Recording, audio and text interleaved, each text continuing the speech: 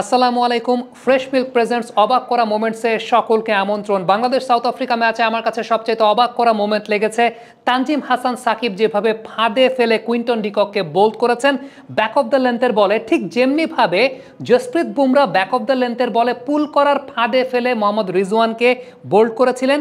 ওইখান থেকে ইন্সপায়ার্ড হয়ে যে এই পিচে ওই লেন্থ থেকে বলটা লো হয়ে যায়, বাংলাদেশ বেশ ভালো ম্যাচ অ্যানালাইসিস করেছে। অবশ্যই আপনাদের কাছ থেকেও জানতে চাইবো বাংলাদেশ সাউথ আফ্রিকা ম্যাচে আপনার দৃষ্টিতে অবাক করা মোমেন্টস কোনগুলো। কমেন্ট বক্সে আপনারা লিখে পাঠাবেন। আপনাদের মধ্য থেকে বাছাই করা 10 জন ভাগ্যবান বিজয়ী পাবেন ফ্রেশ মিল্কের তরফ থেকে আকর্ষণীয় সব গিফটস। এই বিশ্বকাপ আপনার জীবনকে অবাক করুক একদম প্রত্যেকটা দিন। আর অবশ্যই বাংলাদেশ ম্যাচ জেতার পর ফ্রেশ মিল্কসের তৈরি মিষ্টি, পায়েস, পুডিং, ফিরনি, আপনার যা মনে চায় সব কিছুই কিন্তু আপনার জন্য হতে পারে চমৎকার অনুষঙ্গ। এবং মনে নেওয়া ভালো তা হচ্ছে ফ্রেশ মিল্ক কিন্তু 28% মিল্ক ফ্যাট সমৃদ্ধ। আর আমাকেও কিন্তু দাওয়াত দিতে একেবারে ভুলবেন না। যাওয়ারটা নিয়ে কথা বলছিলাম, ঠিক এই জায়গাটা লক্ষ্য করে দেখেন জসপ্রীত বুমরা যেইভাবে মোহাম্মদ রিজওয়ানকে যেই লেন্থে বলটা পিচ করিয়ে বোল্ড করেছিলেন, রিজওয়ান অ্যান্টিসিপেট করছিলেন যে বলটা তিনি পুল শট করার জন্য পারফেক্ট হাইটে পাবেন, বাট বলটা কিন্তু লো হয়ে গিয়েছিল। বাংলাদেশ এই জায়গাটায় অ্যানালাইসিসটা, পিচ অ্যানালাইসিসটা বেশ ভালো করেছে।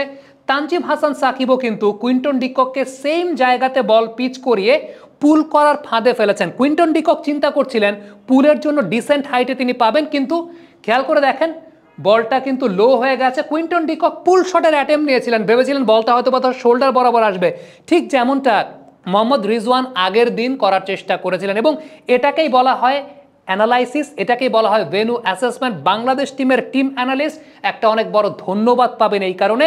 এবং সেটাকে এক্সিকিউট করার জন্য তানজিম হাসান সাকিব, ও মাই গুডনেস, যে বোলিংটা তিনি করেছেন, দুর্দান্ত বোলিং তিনি করেছেন। সবচেয়ে উল্লেখযোগ্য ব্যাপার ছিল কুইন্টন ডিককে তিনি ডিস্টার্ব করেছেন। খেয়াল করে দেখবেন প্রথম বলটা যখন কুইন্টন ডিককে করেছেন 139 কিলোমিটার পার আওয়ার বেগে, ইমিডিয়েট পরের বলটা একটা স্লোয়ার ডেলিভারি করেছেন 119। যখন একটা বোলার 139 বা 140 কিলোমিটার থেকে ইমিডিয়েটলি 119-এ নামিয়ে আনে, ওইটা ব্যাটারের জন্য ডিফিকাল্ট হয়ে যায়। যদি তার স্টক ডেলিভারি হতো 128-29, তখন কিন্তু 119-এর স্লোয়ারটা অত বেশি ম্যাটার করতো না। কিন্তু যেহেতু 138 ছিল এবং অফ স্ট্যাম্পের বাইরে ডিককে ডিস্টার্ব করছিলেন ওই জায়গাটা, এবং তানজিম সাকিবের লক্ষ্যটা ওই জায়গায় ছিল যে কুইন্টন ডিককে তিনি পুলই করাবেন এবং ওই লেন্থটাতে পিচ করে, যেটা যে গতকাল আমরা দেখছিলাম যে জসপ্রীত বুমরা করেছেন। পিচের অ্যান্টিসিপেশনটা বাংলাদেশ বেশ ভালো করেছে এবং এটাই আমার দৃষ্টিতে অবাক করা মোমেন্ট এই পার্টিকুলার ম্যাচটায়। শেষে একটা বিষয় বলতে চাই, তানজিম হাসান সাকিবকে স্কোয়াডে নেয়ার ব্যাপারে, স্কোয়াডে নেয়া এইটা নিয়ে অনফিল্ড যখন একটা বিশ্লেষণধর্মী প্রতিবেদন করেছিল, যখন টিম অ্যানাউন্স হয়নি, দেশবাসীর কাছ থেকে দালাল উপাধি তো আমিও পেয়েছিলাম, অনফিল্ডও পেয়েছিল। দালাল যদি এমন হয়, এমন দালাল আমি বারবার হতে চাই। দেশের জন্য দালাল হলে বা দেশের দালালি করলে আমার কাছে মনে হয় না এক্ষেত্রে কোনো সমস্যার কোনো কিছু আছে। Thank you very much. Comment বক্সে আপনাদের মন্তব্য, মতামত জানতে চাই এবং অবশ্যই আপনারা আপনাদের অবাক করা মোমেন্টসগুলো লিখে পাঠাবেন। ফ্রেশ মিল্কের তরফ থেকে আপনাদের জন্য অবাক করা সব গিফট রয়েছে। আবারও বলছি, এই বিশ্বকাপে আপনার জীবনের প্রত্যেকটা মুহূর্ত হোক অবাক করা।